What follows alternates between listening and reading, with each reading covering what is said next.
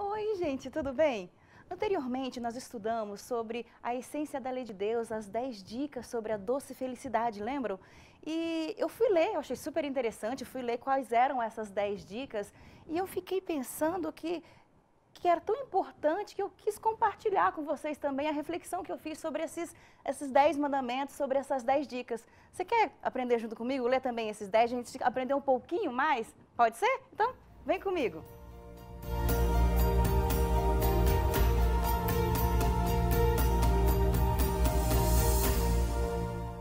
Bem, neste complemento sobre o estudo das doces regras sobre a felicidade, nós vamos conversar com a professora Rosana. Tudo bem, Rosana? Tudo bem, e você? Tudo bem. E com a Wélida Dancini. Tudo bem, Wélida? Tudo jóia.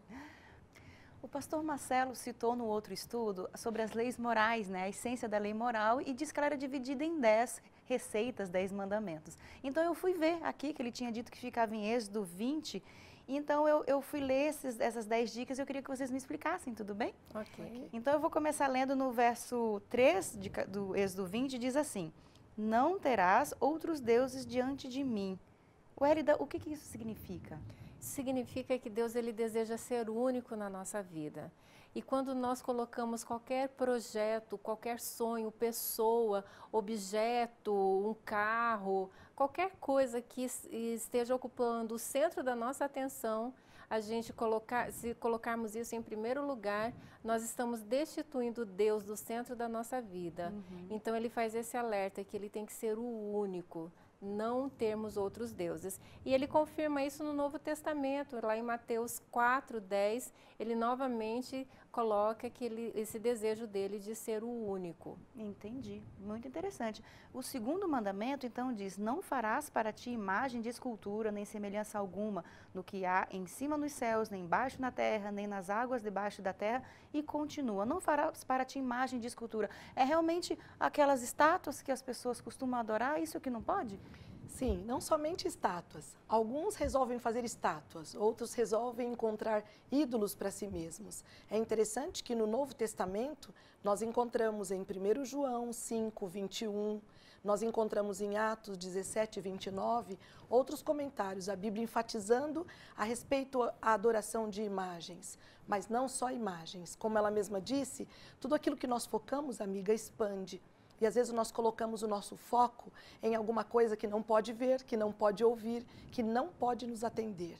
Deus é único, soberano, poderoso e nos deixou com uma via de acesso a Ele livre e incrível, sem horários para nos atender. Ele atende em qualquer horário, não deixa cair na máquina. O Senhor está sempre disposto a nos responder, se nós formos diretamente a Ele, sem intermediários. Poxa, muito bom esse Deus.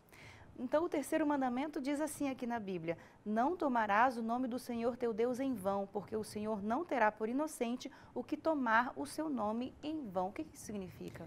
Hoje em dia, muitas pessoas usam o nome de Deus de forma, de qualquer jeito, né? Falando bem de forma bem popular. O nome de Deus é um nome santo, é um nome sagrado e um nome que carrega poder. Quando o nome de Deus é proferido, nós estamos acionando o poder de Deus. E muitas vezes a gente ouve o nome de Deus sendo colocado de forma banal em músicas, em piadas, ou então aquele vício de linguagem, qualquer coisa a gente fala: ai meu Deus, ai meu Deus. Então a gente precisa ter cuidado, a gente precisa ter reverência. E ao mencionar o nome de Deus, a gente precisa ter a intenção ou de prestar a Ele uma adoração, ou então esse chamar pelo nome dele deve ser um clamor em busca de socorro e não usar de forma desleixada, porque o nome de Deus é um nome sagrado.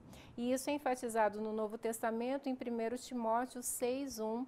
Novamente, Deus enfatiza essa reverência que a gente deve ter com o nome dele. Muito bom, interessante. Então a gente chega no quarto mandamento que diz: Lembra-te do dia do sábado para o santificar. 6 dias trabalharás e farás toda a tua obra, mas o 7º dia é o sábado do Senhor teu Deus. E aí, esse sábado como é que fica? Esse mandamento para mim é terapêutico. Assim como as máquinas quebram, nós também quebramos. O número de pessoas que têm procurado consultórios médicos por doenças de estresse, porque trabalham de sol a sol. Quando o Senhor diz: lembra-te, é para que eu e você não nos esquecêssemos de descansar. E descansar com a bênção de Deus é tudo que nós precisamos. Porque é o único dia da semana que Deus separou, abençoou e Ele deu um plus, Ele santificou. Eu acho isso o máximo. Você quer ter saúde? Você quer ter saúde espiritual e mental? Separe o dia da semana que Deus orientou. Ele deixa aqui como sugestão. Ele fala que você pode até descansar os outros dias, mas receber a santificação, a bênção dele e o presente só no sábado, onde ele enfatiza isso também no Novo Testamento, em algumas passagens, tais como Marcos 24, 20, Marcos 2, 27 a 28, Hebreus 4, 9 e 10, Colossenses 1, 16.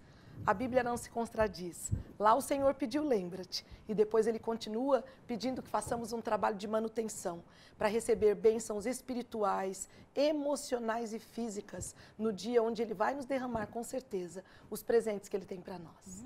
Muitas bênçãos. Então agora a gente chega no 5º mandamento, que naquela tábua fica lá do outro lado, né? Na sequência. O 5º mandamento então diz assim: honra teu pai e tua mãe para que se prolonguem os teus dias na terra que o Senhor teu Deus te dá. Honrar pai e mãe. Como fica isso, Hélida? Hoje, mais do que nunca na história da humanidade, eu acredito que esse mandamento precisa ser trabalhado. A importância de nós honrarmos os nossos pais, obedecermos, prestar-lhes atendimento. Os pais vão envelhecendo e muitas vezes os filhos vão virando as costas para esses pais. E é mandamento de Deus que nós precisamos cuidar, nós precisamos abençoar a vida deles com o nosso atendimento, com o nosso carinho, com a nossa atenção. E é o único mandamento que tem uma promessa. Porque diz que quando nós honramos os nossos pais, isso Deus dias serão prolongados. Exatamente, Ele nos promete isso, longevidade. E não só na velhice, né? A autoridade dos pais é desde sempre, exatamente. Né?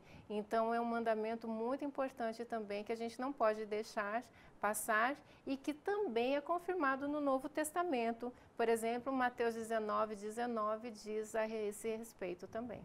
Muito bem. Então, o 6º mandamento, não matarás. Eu acho que esse todo mundo entende, né, Rosana? Entende um pouquinho. Eu vou dizer para você por quê. Ninguém sai por aí matando ninguém, a não ser algumas pessoas que, mal intencionadas, acabam esquecendo aquilo que Deus orientou. Quando o Senhor diz não matarás, é em todos os sentidos. Às vezes nós não matamos alguém com uma arma ou uma faca, mas às vezes matamos com a língua. Matamos com um julgamento precipitado, com um olhar, com um desprezo, ignorando alguém.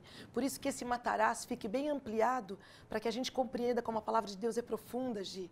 Quando ele diz não matarás, ele diz, deixa as minhas criaturas viverem.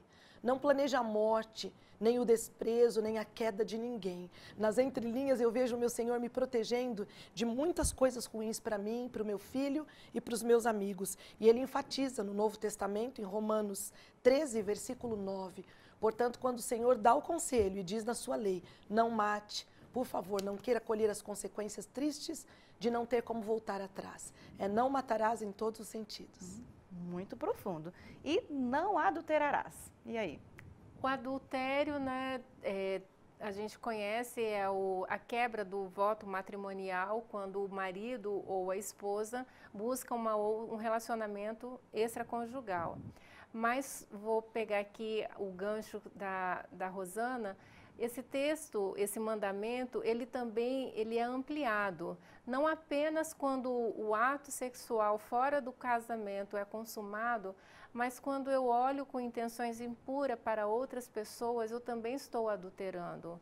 O desejo por uma outra pessoa, isso também é adultério. E hoje que a gente vive nessa era de tecnologia, em que é tão fácil termos acesso à pornografia, a nos relacionarmos com pessoas que a gente não precisa nem ir atrás, elas vêm atrás da gente.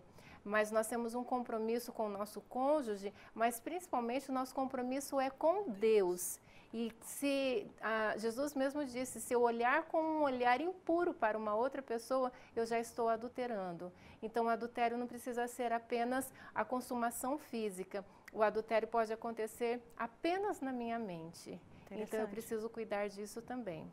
Muito bem. E também tem textos no Novo Testamento sobre isso? Sim, tem lá em Mateus 19, 18, Jesus também confirma esse mandamento. Interessante. Então agora chegamos ao oitavo, né, mandamento, que está aqui no verso 15, que diz, não furtarás. Numa era de tanta desonestidade, o Senhor nos lembra algo precioso para que possamos prosperar em todos os nossos caminhos. Quando a Bíblia diz não furtarás, ele está falando também da parte material, mas de outras coisas.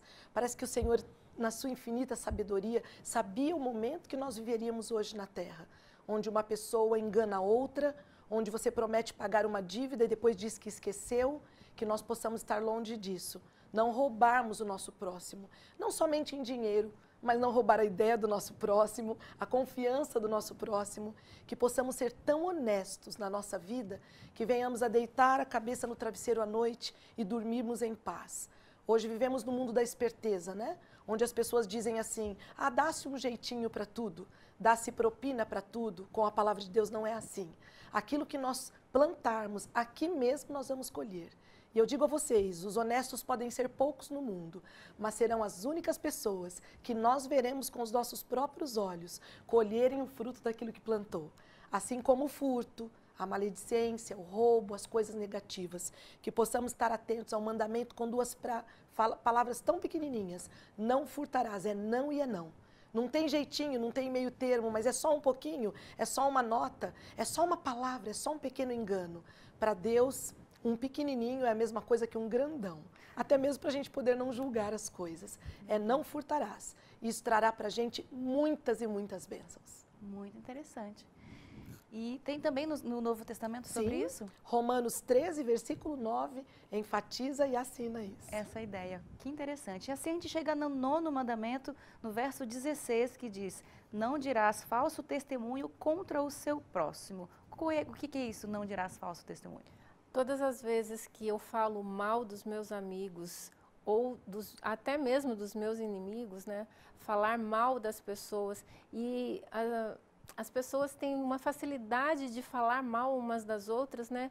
A gente, na realidade, a gente tem dificuldade de elogiar o outro, mas criticar, mas falar mal, isso é muito fácil. E como nós nos ferimos através de palavras ditas inadequadamente, como isso prejudica as pessoas, como nós sofremos com isso. E Deus, Ele colocou isso no mandamento, porque Ele sabe a importância disso. A gente não deve mentir, dizer coisas que não correspondem estritamente à verdade e, principalmente, não falar mal das pessoas. Isso é muito triste. E Jesus, Ele ratifica isso lá em Marcos 10, versículo 19. Muito bom. E assim chegamos ao 10º mandamento, onde diz, não cobiçarás a casa do teu próximo, nem cobiçarás a mulher, nem o servo, nem a serva, nem o boi, nem o jumento, não cobiçarás. Essa é uma orientação preciosa de Deus, para que você foque naquilo que Deus te deu e esteja feliz com o que você tem. Vivemos também numa era onde as pessoas têm medo de olho gordo, onde elas vivem procurando objetos para se proteger. Está aqui, ó, o que você precisa para proteger a tua vida? A palavra de Deus e a presença dEle. Que não desejemos nada para a nossa vida, a não ser a porção que Deus nos deu. Que a gente possa não ter inveja do que as pessoas têm, não somente a casa, mas a mulher do próximo, o empregado do próximo, a profissão do próximo, a roupa ou até o jeito do próximo. Porque aquilo que o Senhor nos dá é a nossa porção. E já viu aquele ditado que dizem assim, que a galinha do vizinho é mais gorda? Eu costumo dizer que ela é mais gorda porque a gente não dá milho para nossa. Começa a valorizar o que você tem, começa a agradecer a Deus pelo que você acha que é pouco, porque foi com poucos pães e poucos peixes que Jesus alimentou uma multidão. Se eu e você entendêssemos como esse último mandamento é precioso, nós seríamos pessoas extremamente felizes com o que temos, não desejando o que é do outro, e ao invés de desejar e cobiçar, abençoar o do outro, porque o que nós desejamos para o outro é o que receberemos 3 vezes mais em retorno. Que Deus nos abençoe para sermos gratos com aquilo que temos. Isso nos protegerá e nos trará muita, mas muita felicidade. Muito interessante, Rosana. Então, aproveitando, resumindo todas essas 10 dicas de felicidade aqui que nós comentamos, que mensagem, qual é a essência disso que você pode falar para os nossos amigos e amigas que estão nos assistindo? Eu queria falar com você que está em casa nos assistindo que as leis de Deus são leis de amor. São leis que irão proteger a você, a sua família, aquilo que você tem de mais precioso. Muitas vezes nós pensamos em leis como algo negativo, mas as leis de Deus, elas são santas, elas são para nos proteger, elas demonstram o caráter amoroso que existe em Deus. Quando nós desfrutamos das leis de Deus, dos mandamentos de Deus, quando nós obedecemos a estes mandamentos, nós temos uma vida muito mais feliz, uma vida muito mais em conexão com Deus e estamos muito mais protegidos a tantos males que tem ao nosso redor. Portanto, eu queria te desafiar, experimente colocar em prática na sua vida todos os 10 mandamentos e você vai poder desfrutar da alegria de viver em perfeita conexão com o seu Criador, com o seu Redentor, com o seu Salvador. Experimente, vale a pena. Amém. E qual a sua dica, Rosana? A dica que eu deixaria com você neste momento seria: experimente Jesus. Lá nas aulas de volante, quanta gente tem passado o farol vermelho e tem morrido ou matado. Através do farol amarelo diz, na dúvida não ultrapasse. A lei de Deus veio para impedir que morramos espiritualmente falando. A graça de Cristo vai nos ajudar a obedecer a lei. Porque não obedecemos por medo, obedecemos por amor. Andar com o dono da lei, gente, é a coisa mais interessante do mundo. Ele é o meu instrutor de volante para todos os dias. Ele diz, faça isso, não adultere. Separe o santo sábado, não cobice as coisas dos outros. E andando com ele, eu tenho seguido o seu caminho e tem valido a pena. Eu entro no desafio da Wélida, que tal experimentar isso? Mas não somente na palavra, na prática, pedindo de Deus as bênçãos. Que Deus possa abençoar tremendamente a sua vida. Poxa, agora eu entendi e gostei muito de todas essas 10 dicas que, pelo que eu entendi, só querem o meu bem, porque Deus, Ele só quer o meu bem. Então, eu espero que você também tenha aprendido mais e mais, como eu fiz agora com a Rosana e com a Wélida, e vamos continuar aprendendo no próximo estudo. Tchauzinho!